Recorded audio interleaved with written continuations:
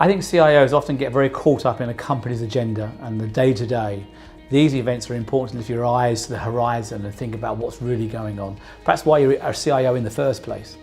And secondly, you meet other CIOs or technology leaders who are actually experiencing exactly the same thing as you.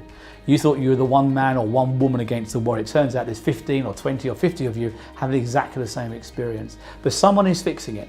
And it's good to meet and piece together that jigsaw for you to go back and present a different perhaps picture or get re-inspired to really make that sort of stuff happen. And also, of course, there are people who just come out with single lines that need real challenge and understanding in the heat of a real day-to-day IT leadership in a real company. So these are very valuable debates to have. Doesn't take away from the subject. We've got to give better IT to our colleagues, but it does help us understand how to as leaders in our various businesses and industries. I think it's understanding where these pockets of good things are happening from our peers, from the network. I love having this debates with other people to say, what are you doing? What are you doing different from me? Or them learning from things that I've done. So all of us in the room have probably had an awful lot of experience in different technologies and understanding what the customer needs are and understanding how we deliver against them and what the strategy of the organisation needs to be to ensure that the organisations that we work for continue to grow and don't fall by the wayside as a result of disruptive technology that's coming out there. Because customers at the end of the day are the ones that pay the bill. And if we lose our customers because we're not giving them what they want, then the organisation's going to be suffering as a result of it. So leveraging the network of the people in the room tonight is going to be phenomenal for me.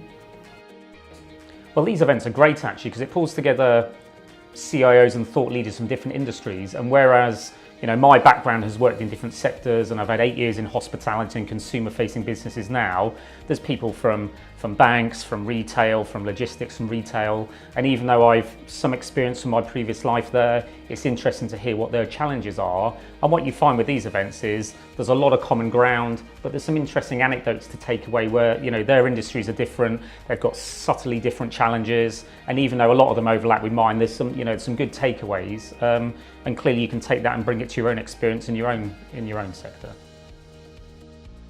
So for HP this is huge. It's an opportunity for us to hear real time from CIOs the different challenges and needs that they have and the problems that they're facing both today but also the anticipated problems that they're looking at in the future.